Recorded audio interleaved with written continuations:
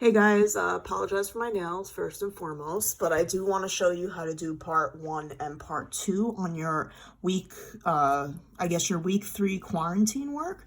So this is part 1. I scribbled the top because mine is different from yours, so you're going to ignore that. This was my draft. Okay, so for part 1, I want to just break down for you how to really look at sources. Okay, and part 1, it's not that hard to read. And the first thing I want you to do is look at is what type of source this is. So it says it's a speech by Frederick Douglass. Anytime you hear a speech and it's by the person from the historical era, you can bet that it's actually a primary source. And I'm aware that you will not be printing this, so this might be a little harder for you to annotate, but you can always highlight on the computer. You can actually use the comment feature. If you right click, it kind of puts a comment over here and you can leave your own annotations. We do that all the time as staff to kind of help one another with our work. Okay, so this is actually a primary source, a speech by Frederick Douglass. Another thing you can do is you can look this up on YouTube. If you type in what the black man wants, I guarantee you there will be a video that might be able to help you read it. So I'm not going to read it to you per se, but I am going to go through it with you. Okay. I see that this is a key phrase. Let me get my highlighter. The right to vote.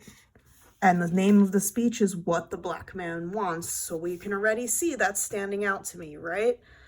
Okay. So by depriving us of suffrage, we have to go back to our vocabulary knowledge. Suffrage, and I want to make a note for myself on the bottom here. Suffrage just means the right to vote. And the only context you really see it is with African Americans and women. It really doesn't have anything to do with suffering, ironically, but if that helps you remember it, sure. It's just always going to be the right to vote. Okay?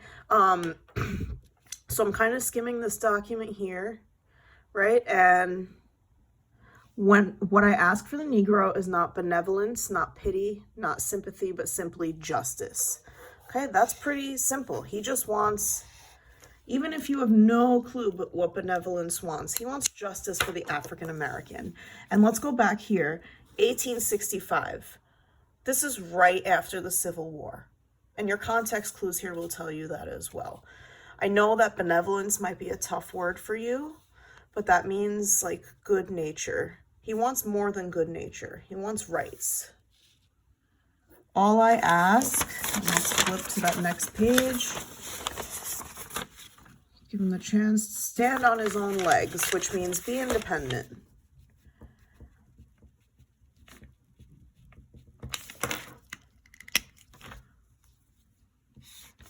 Okay, let him alone. Do not disturb him going to the ballot box. That means that this whole passage is about voting. The word suffrage told me that, right? So now we know that this passage is really about the black man's right to vote. I'm going to go to my graphic organizer, and I suggest you do this in the beginning as well, so you can replay this video before you read. But these questions right here are going to seriously help you answer. So who wrote the document? We already wrote that, so that's really easy for us to kind of just go back and fill in.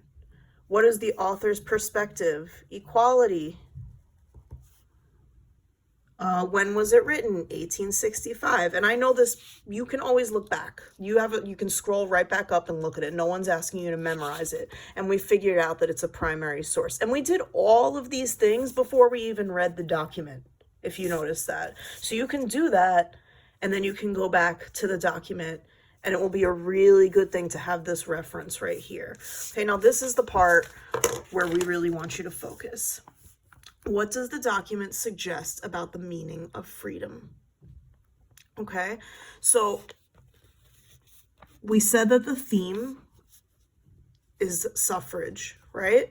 So in his mind, suffrage is freedom.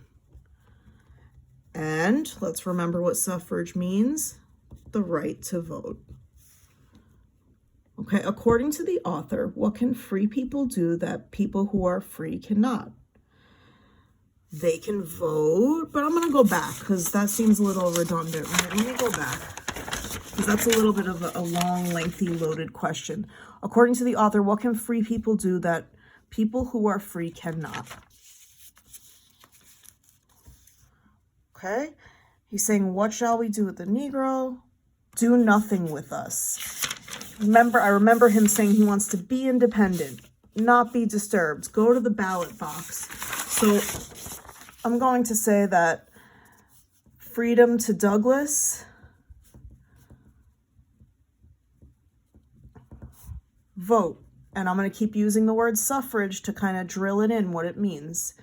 Freedom to Douglas, suffrage. Also, to be left alone to his own decisions, right? So the right to privacy, constitutional rights.